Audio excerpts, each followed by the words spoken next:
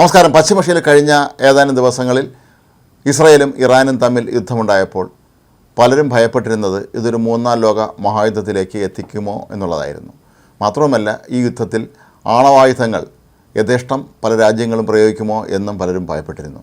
അങ്ങനെ ഒന്ന് സംഭവിച്ചാൽ ഈ ലോകത്തെ ഭൂരിഭാഗം രാജ്യങ്ങളും അതിൻ്റെ വികിരണത്തിൽ നിന്ന് രക്ഷപ്പെടാൻ കഴിയാതെ ബുദ്ധിമുട്ടേണ്ടി വരും എന്നാണ് ഗവേഷകർ പറയുന്നത്.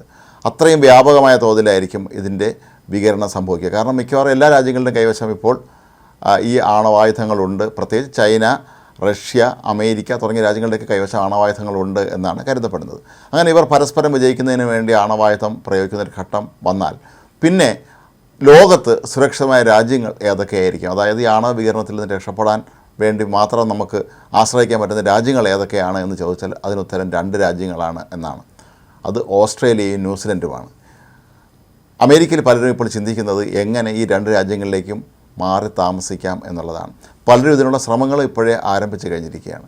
ഇനി അവിടെ പോകാൻ കഴിയാത്ത ചില ആളുകളാകട്ടെ, അവർ ഇപ്പോൾ അന്വേഷിച്ച് നടക്കുന്നത് പണ്ട് കാലത്ത് നിർമ്മിച്ച ചില ഷെൽട്ടറുകളാണ്. അമേരിക്കയിൽ ഒരു ആണവായുധ ആക്രമണം ഉണ്ടായാൽ അതിന് രക്ഷ നേടുന്നതിന് വേണ്ടി ഒരു കാലത്ത് ധാരാളം ഷെൽട്ടറുകൾ നിർമ്മിച്ചിരുന്നു. പക്ഷേ ഇന്നത്തെ ഒരു നിലവാരം വെച്ച് നോക്കുമ്പോൾ ഈ ആണവ വികിരണമൊക്കെ തടയാൻ ശേഷിയുള്ളതാണോ ഈ ഷെൽട്ടറുകളെന്ന് പലർക്കും സ്വാഭാവികമായിട്ടും സംശയം തോന്നാം. അതൊരു സത്യവുമാണ്.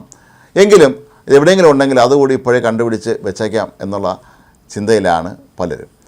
ഈ 2 രാജ്യങ്ങൾക്കുള്ള പ്രത്യേകതകൾ എന്താണ് എന്ന് നോക്കിയാൽ, ഓസ്ട്രേലിയയും ന്യൂസിലൻഡും ആണവായുധങ്ങൾ കൈവശമുള്ള അമേരിക്ക, റഷ്യ, ചൈന എന്നീ രാജ്യങ്ങളിൽ നിന്ന് വളരെ അകലെയായിട്ടാണ് സ്ഥിതി ചെയ്യുന്നത്. ഇത് ഏറ്റവും പ്രധാനപ്പെട്ട ഒരു കാര്യമാണ്. അതുകൊണ്ട് തന്നെ ഈ രാജ്യങ്ങൾക്ക് ഒന്നും തന്നെ അവരുടെ ആണവായുധങ്ങൾ ഈ 2 രാജ്യങ്ങളിലേക്കും എത്തിക്കാൻ കഴിയുകയില്ല. മറ്റൊന്ന് മാത്രമല്ല, ഇവിടെയുള്ള നദികളിലും സമുദ്രജല പ്രവാഹങ്ങളിലുമൊക്കെ തന്നെ ഇത്തരത്തിലുള്ള റേഡിയോ ആക്റ്റീവ് വികിരണം ഉണ്ടായാൽ അവയെല്ലാം തന്നെ അത് ഒഴുക്കി ദൂരെ കൊണ്ട് പോകും എന്നുള്ളൊരു കാര്യം കൂടി ഇവിടുത്തെ വിദഗ്ധർ വിശദമാക്കിയിട്ടുണ്ട്. അങ്ങനെ നോക്കുമ്പോൾ ഈ 2 രാജ്യങ്ങളും സുരക്ഷിതമാണ്.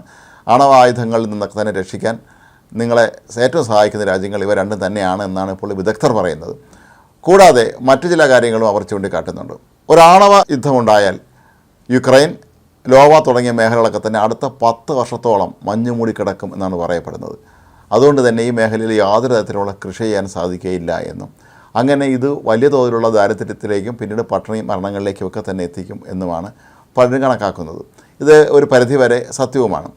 ഇറാൻ്റെയും ഇസ്രായേലിൻ്റെയൊക്കെ കൈവശം ആണവായുധങ്ങളുണ്ട് എന്നുള്ള വാർത്ത പുറത്തു വരുമ്പോൾ തന്നെ അമേരിക്കയിലെ ജനങ്ങൾ പലരും ഇതിനെ വല്ലാത്ത ഭീതിയോടെ തന്നെയാണ് കണ്ടത്. മാത്രമല്ല, ഇവർ ഒരുപക്ഷേ ഇത്തരത്തിലുള്ള ആക്രമണം നടത്താൻ ആളുകളെ അമേരിക്കയിൽ നിയോഗിക്കുമോ എന്ന് പോലും പലരും സംശയിച്ചിരുന്നു. കാരണം വലിയ ആറ്റം ബോംബിന് പകരം ചെറിയ തോതിലുള്ള ഏതെങ്കിലുമൊക്കെ ആണവ വികിരണത്തിന് സാധ്യതയുള്ള വസ്തുക്കളൊക്കെ അവർ അമേരിക്കയിൽ എത്തിക്കുകയും അങ്ങനെ ജനങ്ങൾക്ക് ഒരുപാട് ദുരന്തങ്ങൾ ഉണ്ടാക്കുകയും ചെയ്യുമോ എന്നുമൊക്കെ തന്നെ അമേരിക്കൻ ജനത പലപ്പോഴും സംശയം പ്രകടിപ്പിച്ചിരുന്നു. അപ്പോൾ ഈ ഒരു സന്ദർഭത്തിലാണ് ചില ഗവേഷകർ പറയുന്നത്, നിങ്ങൾ ഈ 2 രാജ്യങ്ങളിലേക്കും പോയാൽ അവിടെ സുരക്ഷിതമായി ജീവിക്കാമെന്നാണ്. മാത്രമല്ല, അവിടെ നന്നായി കൃഷി ചെയ്യാനും കഴിയും. അവിടെ നിന്ന് ധാരാളമായി കാർഷിക വിഭവങ്ങളൊക്കെ ലഭിക്കുന്നതുകൊണ്ട് തൽക്കാലം പട്ടിണി കൂടാതെ പിടിച്ചിരിക്കാൻ പറ്റിയ രാജ്യങ്ങൾ ഇത് 2ഉമാണ് എന്നാണ് ഇപ്പോൾ ഗവേഷകർ പറയുന്നത്. മാത്രവുമല്ല, മറ്റൊരു പ്രധാനപ്പെട്ട കാര്യം, ആണവ ആക്രമണം ഉണ്ടായാൽ അന്തരീക്ഷത്തിൽ മുഴുവൻ മൂടിക്കെട്ടി നിൽക്കുന്ന ഒരു അവസ്ഥയിൽ സൂര്യപ്രകാശം കൃത്യമായി ഭൂമിയിലേക്ക് എത്തുകയില്ല എന്നും ഇത് ഭൂമിയെ വല്ലാതെ തണുപ്പിക്കും എന്നുമാണ് പറയപ്പെടുന്നത്.